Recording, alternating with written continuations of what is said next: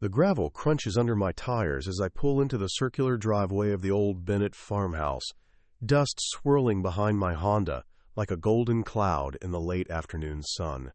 3 hours from Portland, and I'm back where time moves slower, where the wheat fields stretch endlessly toward the horizon, and where the same weathered barn has stood sentinel over our family's summers for as long as I can remember.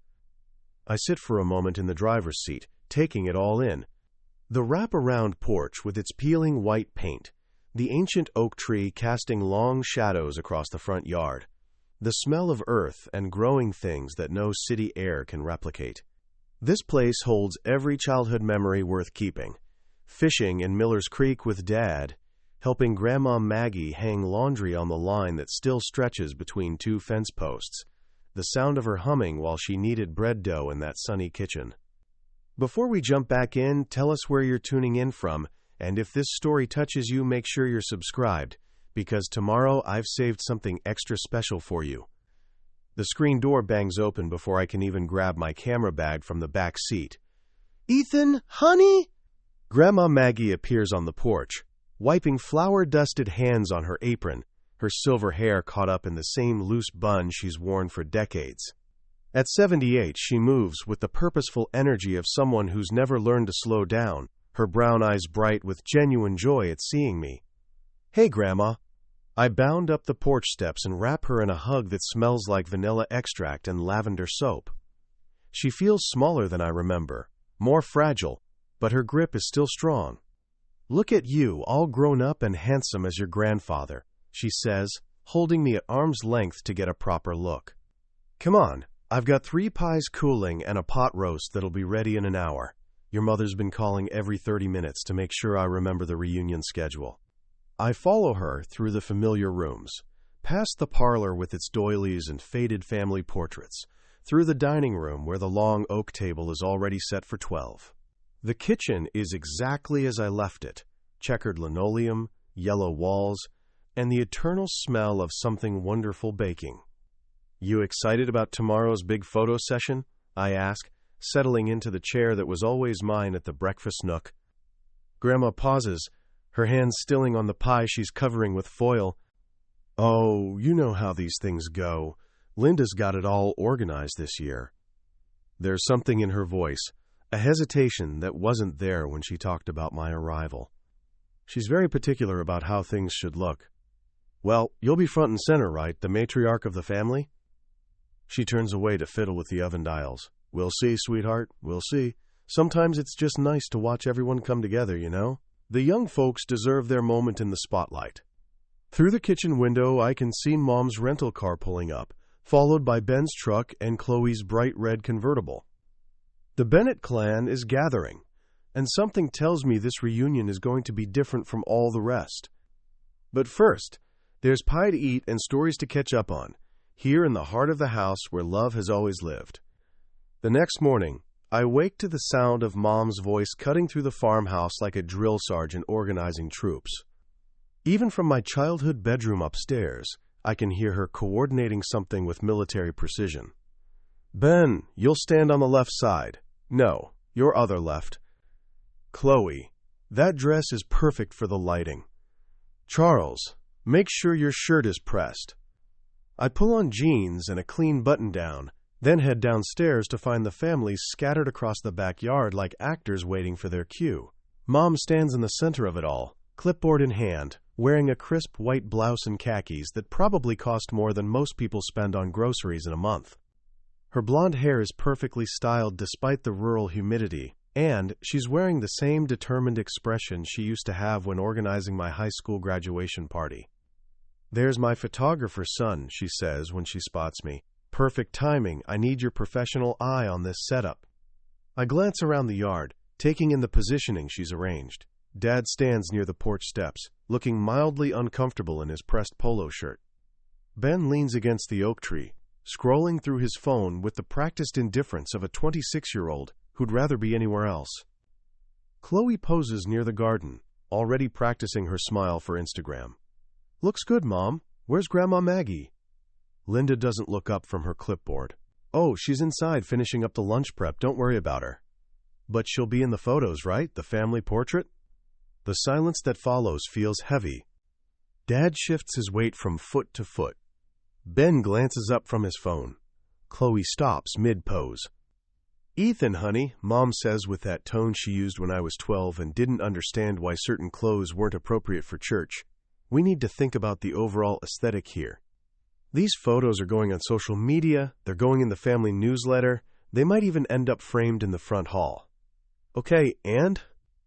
"Well, your grandmother she's getting up there. 78 is quite elderly, and frankly, she doesn't photograph as well as she used to. I think it would be better if she just watched from the porch. That way she can enjoy seeing everyone without having to worry about how she looks." The words hit me like a slap. Without thinking, my hand moves to my phone in my back pocket. I slide it out, find the voice recorder app, and hit record, all while keeping my expression neutral. "Are you seriously saying Grandma Maggie is too old for family photos?" "I'm saying she'd be more comfortable watching. She can still be part of the reunion without being in every single shot. We want these pictures to look good, Ethan. Professional, clean. Your grandmother understands." "Did you ask her?" Linda's smile tightens. "I don't need to ask. I can tell she'd prefer it this way. Trust me, she'll be much happier just enjoying the day without the pressure of posing."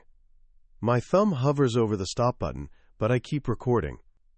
Something tells me I'm going to need this later. I find Grandma Maggie exactly where Mom predicted, on the front porch, settled in her favorite wicker chair with a glass of lemonade growing warm in the afternoon heat. She's wearing her good blue dress, the one with tiny flowers that she saves for special occasions, and her silver hair is pinned back with the pearl barrettes Grandpa gave her for their 25th anniversary. But she's not watching the photo session happening in the backyard. Instead, she's staring out at the wheat fields, her hands folded in her lap, that untouched lemonade sweating rings onto the small side table. "Mind if I join you?" I ask, settling into the chair beside her, the same spot where I used to sit as a kid, listening to her stories about the old days. "Of course, sweetheart." "How are the pictures coming along?" There's something too bright in her voice, like she's trying to convince herself as much as me that everything's fine. "They're fine. Mom's got everyone positioned just where she wants them." I pause, studying her profile. "You sure you don't want to be in any of them?" Her smile doesn't quite reach her eyes. "Oh, you know me. I'm just happy to see all you young folks together. That's what matters." "Grandma." I lean forward, my elbows on my knees. "You don't have to pretend with me. I heard what Mom said." For a moment, her composed mask slips. I see a flicker of hurt cross her features before she straightens her shoulders. "Your mother works very hard to keep this family looking its best." I understand her concerns. Her concerns are garbage. "Ethan." "No, seriously. You raised Dad. You've been the heart of this family longer than anyone. You should be front and center in every single photo." Grandma Maggie is quiet for a long moment, her fingers tracing the condensation on her glass. When she speaks, her voice is softer, more vulnerable than I've ever heard it. "You know, I used to take all the family photos myself. Back when your grandfather was alive, I had this old Leica camera. Black and silver, heavy as a brick. Every Christmas, every birthday, every summer gathering, I was the one behind the lens, making sure we captured the moments." She looks at me then, and there's a depth of memory in her brown eyes that makes my chest tight. "Your grandfather always said I had a gift for seeing what mattered. Maggie," he'd tell me, "you don't just take pictures, you catch souls. Silly old fool." She laughs, but it's shaky. "I kept every negative, every contact sheet, boxes and boxes of them up in the attic." "What happened to the camera?" "Still have it. Still works too. But after Harold died, well, I was too busy raising children to worry about taking pictures. Someone else had to be behind the lens. I became the one being photographed instead." She picks up her lemonade, takes a small sip, then sets it down again. "Except now, it seems, I'm not even needed for that anymore." The resignation in her voice breaks something inside me. That night, sleep eludes me. The house settles around me with familiar creaks and sighs, but my mind keeps circling back to Grandma's words about the boxes in the attic. By 2 in the morning, I give up on rest and slip out of bed, padding barefoot down the hallway to the narrow stairs that lead up to the farmhouse's cramped storage space. The attic smells like dust and old wood, tinged with the faint scent of lavender sachets Grandma has scattered around to keep the moths away.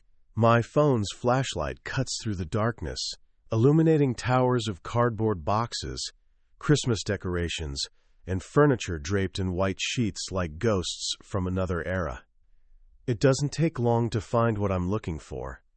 In the far corner, stacked with military precision, are a dozen boxes labeled in Grandma's careful cursive: negatives 1965 to 1970, contact sheets 1971 to 1975, portfolio personal work, assignment files National Geographic, Life magazine correspondence. My heart stops at those last 2 labels. With trembling hands, I pull down the portfolio box first. Inside, wrapped in acid-free tissue paper that speaks to professional care, are dozens of black and white photographs that take my breath away. These aren't the casual family snapshots I expected. These are works of art. A weathered farmer's hands cupping grain during harvest, every line and callus telling a story of decades spent working the land. A young mother hanging laundry while her toddler plays in the dirt at her feet, the composition perfectly balanced between tenderness and grit. A group of men gathered around a broken-down tractor, their faces etched with the kind of worry that comes when your livelihood depends on machines older than your children. Every image pulses with life, with dignity, with the kind of truth that can only be captured by someone who truly sees the people in front of their lens. I set the photographs aside and reach for an envelope marked Publications, 1968. Inside are yellowed magazine pages featuring Grandma's byline, Photographs by Margaret Bennett. The assignments span everything, from drought conditions in rural Montana to migrant workers in California's Central Valley. Her work appeared in Life, National Geographic, Look, and a dozen smaller publications I've never heard of. One clipping stops me cold. It's from a 1972 issue of American Photography magazine, featuring an article titled, The Vanishing Rural America, Margaret Bennett's Intimate Portrait of Small-Town Life. The accompanying interview describes her as one of the most promising documentary photographers of her generation, with an uncanny ability to capture the authentic spirit of American resilience. There's a picture of her too, young, probably in her 30s, standing beside that old Leica she mentioned. Her hair is dark then, pulled back in a practical ponytail, and she's wearing jeans and a work shirt, looking every inch the serious professional she clearly was. I sit back on my heels, surrounded by decades of hidden brilliance. How is it possible that none of us knew about this? How did this incredible legacy get buried in an attic, while the woman who created it gets dismissed as too old for a family photo? By the time I climb back downstairs, 3 photographs are tucked carefully in my camera bag, and I have a phone number to call in the morning. The drive to Boise takes 2 hours through rolling hills, dotted with farmhouses, and the occasional small town that time forgot. I called Dean Harris that morning, finding his number in one of Grandma's old address books tucked inside the portfolio box. His voice had brightened immediately when I mentioned her name. Telling and preparing this story took us a lot of time, so if you are enjoying it, subscribe to our channel. It means a lot to us. Now, back to the story. Margaret Bennett's grandson? Well, I'll be damned. How is that brilliant woman? Now I'm standing outside Harris Fine Art Photography, a narrow storefront squeezed between a coffee shop and a used bookstore in Boise's Arts District. Through the window, I can see black and white photographs covering every inch of wall space, landscapes, portraits, street scenes that remind me of Grandma's work. The bell jingles as I enter, and a man with wild gray hair and paint-stained fingers emerges from the back room. Dean Harris looks like he stepped out of a 1970s photography magazine himself, complete with worn jeans and a faded denim shirt rolled up at the sleeves. "You must be Ethan. You've got Margaret's eyes." He extends a calloused hand. "Coffee?" I just made a fresh pot, and something tells me we're going to need it for this conversation. I follow him to a cluttered office behind the gallery, where contact sheets and proof prints cover every available surface. The coffee is strong enough to strip paint, but Dean drinks it like water. "So," he says, settling into a chair that's seen better decades, "what's brought Margaret's grandson to my little corner of the world?" I pull out the 3 photographs I brought from the attic, laying them carefully on his desk. Dean's expression changes instantly. He reaches for a magnifying glass, studying each image with the intensity of a jeweler examining diamonds. "Christ, I haven't seen these in 40 years. His voice is reverent. "This one here, the farmer with the grain? That was from our assignment in Nebraska, 1969. Drought story for National Geographic. Margaret spent 3 days with that family, sleeping in their barn, eating at their table. When she finally took this shot, the old man cried, said nobody had ever looked at him like he mattered before. He sets down the magnifying glass and looks at me directly. Your grandmother was the real deal, kid. Not just technically brilliant, though she was that, but she had something you can't teach. Empathy. She could see the dignity in people that others overlooked. Why did she stop? I mean, she was obviously successful." Dean's face clouds. "Harold's accident. Your grandfather. After that, she had 3 kids to raise, and no family money to fall back on.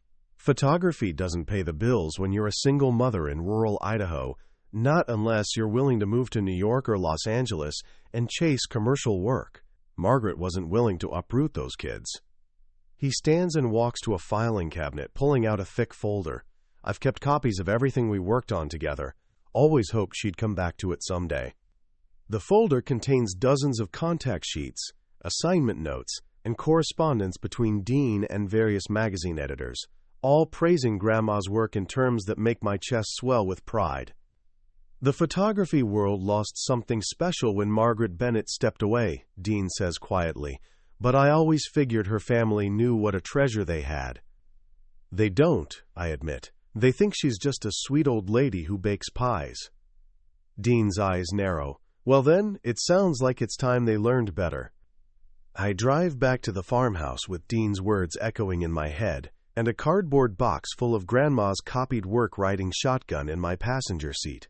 The sun is setting behind the wheat fields, painting everything gold, and for the first time since arriving for the reunion, I feel something like purpose settling in my chest. The house is quiet when I slip in through the back door. The family scattered after the afternoon's photo session. Mom and the aunts went shopping in town. Dad retreated to his laptop and conference calls. Ben and Chloe drove to the local bar to meet up with old high school friends. Only Grandma remains, humming softly in the kitchen as she prepares tomorrow's reunion dinner. "How was your drive, sweetheart?" she asks, without turning around, her hands busy peeling potatoes at the sink. "Educational." I settle the box carefully on the kitchen table, away from her line of sight. "Need any help with dinner prep?" "Just keeping my hands busy. You know how it is." I do know. It's what she's always done when her heart is heavy. Throw herself into caring for others, into making sure everyone else is fed and comfortable, even when she's the one who needs tending. After she goes to bed, I spread Dean's copies across the dining room table and fire up my laptop. The old farmhouse creaks around me as I work, scanning photograph after photograph, creating a digital slideshow that tells the story my family has never heard. Each image is a revelation. Here's Grandma at 25, camera in hand, standing in a migrant camp in California's Central Valley. There she is at 30, interviewing a Dust Bowl farmer while his children play in the background. Page after page of magazine credits, award letters, gallery exhibition announcements, a whole life lived in service of truth-telling through her lens. I create 2 files on my laptop. The first is the slideshow itself, 30 of her most powerful images, arranged chronologically to show the arc of her career. The second is the audio recording from yesterday, the one where Mom dismisses Grandma as too old for family photos. I trim it down to the most damning 30 seconds, stripping away everything but Linda's voice saying those cruel words. The juxtaposition will be devastating. Beautiful, dignified images of Grandma documenting the lives of forgotten Americans, followed immediately by her own daughter-in-law dismissing her worth based on her age and appearance. My phone buzzes with a text from Dean. Spoke to some old contacts. If you can get her work digitized, I can mount a small exhibition next month. Time to bring Margaret Bennett back into the light. I stare at the message, feeling something shift inside me. This isn't just about defending Grandma anymore. This is about restoration. About making sure her legacy gets the recognition it deserves, not just from strangers in a gallery, but from the family that should have been celebrating her all along. Tomorrow's reunion dinner will be the perfect stage. The whole family gathered around the same table where Grandma used to develop film by lamplight after everyone else had gone to bed. The dining room where she planned assignments and sorted contact sheets while raising 3 children on her own. It's time they learned who they've been overlooking. I save both files to my desktop and close the laptop. Tomorrow we'll see what truth-telling looks like. The dining room fills with the controlled chaos of a family gathering as everyone settles around Grandma's old oak table. The good china has been pulled from the hutch, the delicate blue and white pattern that only comes out for special occasions, and the smell of pot roast and fresh bread hangs heavy in the air. Mom sits at the foot of the table, her phone propped against her water glass as she takes photos of the spread for her social media. This looks absolutely perfect, she announces to no one in particular. Very rustic chic, very authentic farmhouse. I bite my tongue at the word authentic and help Grandma carry in the last serving dishes. She's changed into her best dress, navy blue with tiny pearl buttons, and she moves around the table with the practiced grace of someone who's hosted countless family dinners in this very room. "Maggie, you've outdone yourself," Dad says, carving the roast with the same knife his father used decades ago. "Everything looks incredible." "Just like always," adds Uncle Tom, Mom's brother-in-law, raising his wine glass, to the Bennett matriarch, keeping us all fed and happy. Grandma smiles and takes her seat at the far end of the table. Not the head, I notice, but the spot closest to the kitchen so she can jump up if anyone needs anything. Even at her own family dinner, she positions herself as the helper rather than the honored guest. Conversation flows in the predictable patterns of family reunions, work updates, vacation plans, gossip about relatives who couldn't make it. Ben shows everyone photos from his latest hiking trip in Oregon. Chloe talks about her new apartment in Portland and the startup where she's working. Dad discusses the hotel business, while Mom commandeers most discussions with updates about their latest home renovation. "We're thinking of putting the formal portraits from this weekend in the front hallway," Mom says, cutting her roast into precise, identical pieces. "Really showcase the family legacy, you know? The next generation all successful and thriving." I glance at Grandma, who's quietly eating her dinner, contributing little beyond encouraging murmurs and requests for people to take second helpings. "Speaking of family legacy," I say, setting down my fork, "I was wondering if anyone knew about Grandma's photography career." The table goes quiet for a beat. Mom looks up from her phone, eyebrows raised. "Her what now?" Ben asks. "Photography. Turns out she was quite accomplished back in the day. Had work published in major magazines." "Oh, that old hobby," Mom waves dismissively. "She used to take pictures around town when your father was little. Very sweet." "Actually," I say, reaching for my laptop bag, "I spent some time looking into it yesterday. Found some pretty interesting stuff up in the attic." The weight of my laptop feels significant in my hands as I set it on the sideboard behind my chair. I thought it might be nice to share some family history after dessert. You know, since we're all together. Grandma's eyes meet mine across the table, curiosity and something that might be worry flickering in her expression. "That sounds lovely, dear," she says quietly. If only she knew what was coming. After Grandma's apple pie disappears and the coffee cups are drained, I stand and move to the sideboard where my laptop waits. The dining room feels smaller suddenly, the walls pressing in as I open the computer and navigate to the slideshow file. "Okay, everyone, if I could have your attention for just a few minutes." I dim the overhead lights, leaving only the warm glow from the kitchen spilling through the doorway. I put together a little presentation about our family history. Something I think you'll find illuminating. Mom settles back in her chair with an indulgent smile, probably expecting baby photos or old vacation snapshots. Dad loosens his tie, Ben refills his wine glass, and Chloe positions her phone to record whatever's coming. Only Grandma sits perfectly still, her hands folded in her lap, watching me with those knowing brown eyes. I connect my laptop to the small projector I borrowed from Dean, casting the first image onto the white wall behind Grandma's chair. It's the photograph of the farmer's hands holding grain, every line and callus rendered in stunning black and white detail. The room falls silent. This photograph was taken in 1969 in Nebraska during a drought story for National Geographic magazine, I say, my voice steady despite the hammering of my heart.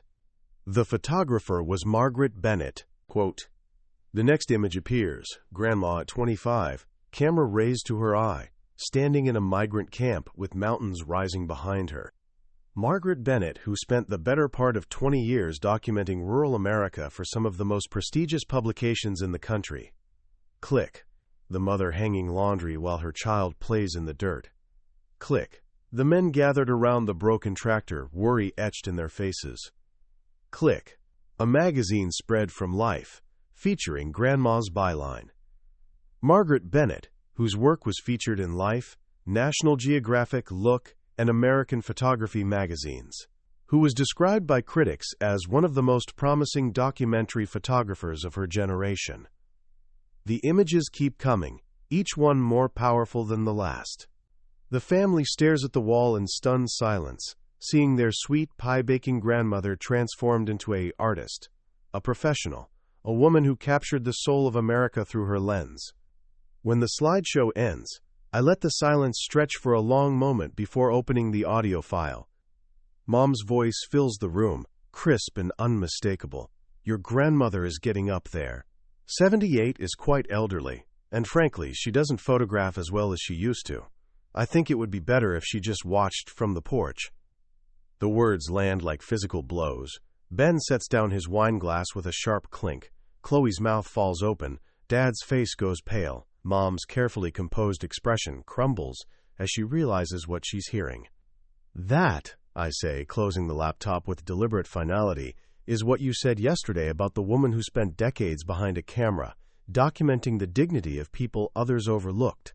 The woman you decided was too old to be photographed.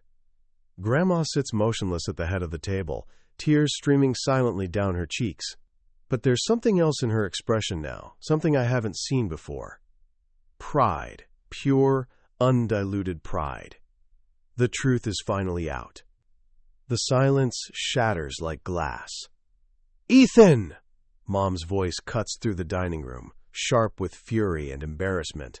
How dare you record a private conversation and ambush us like this? She's on her feet now, her chair scraping against the hardwood floor, her face flushed red beneath her perfectly applied makeup. This is completely inappropriate. You've humiliated me in front of the entire family. I've humiliated you? I stand to meet her anger with my own. You're the one who decided Grandma wasn't worth including in family photos. You're the one who called her too old, too unattractive for your Instagram perfect reunion. That's not what I said. It's exactly what you said. We all just heard it. Dad finally finds his voice, though it comes out strangled. Linda, you really said that? Mom whirls on him. Don't you dare take his side, Charles. You know how important these family photos are. We discussed this. You agreed the composition needed to look professional. I agreed to nothing. Dad's quiet words carry more weight than any shout. I had no idea you planned to exclude my mother. Ben, who's been staring at the blank wall where the slideshow played, shakes his head slowly. Mom, those pictures. Grandma was famous. Like, actually famous. She was not famous, Mom snaps. She took some pictures for magazines 40 years ago. It's ancient history. Ancient history? I step closer to the table, my hands shaking with rage. That ancient history is sitting right there, Mom. She's not dead. She's not irrelevant. She's the most accomplished person in this room, and you treated her like she was invisible. Chloe, who's been uncharacteristically quiet, speaks up in a small voice. "I didn't know, Grandma. I'm sorry. I really didn't know." Grandma reaches across the table to squeeze Chloe's hand. "It's all right, sweetheart. How could you have known? I never talked about it." "But why not?" Ben asks. "Why didn't you ever tell us?" For the first time since the slideshow ended, Grandma speaks, her voice steady despite the tears still glistening on her cheeks. "Because it was a different life. After your grandfather died, I had to choose between my career and my children. I chose my children. I don't regret that choice." She looks directly at Mom then, and something passes between them, a moment of reckoning that's been decades in the making. "But I never stopped being a photographer, Linda. I just stopped getting paid for it." Dad stands abruptly, his chair nearly tipping backward. "Mom, I'm sorry. I'm so sorry we didn't know, that we didn't—" His voice breaks. "You sacrificed everything for us." "And now," I say, my anger crystallizing into something harder, something more purposeful, "we're going to make sure everyone knows what you accomplished. Dean Harris wants to mount an exhibition of your work, your real work, not just family snapshots." Mom's face goes white. "You can't be serious." Quote, "I'm completely serious. Grandma's legacy deserves to be celebrated, not hidden away in an attic." Grandma looks up at me, wonder and gratitude shining in her eyes. "You'd really do that?"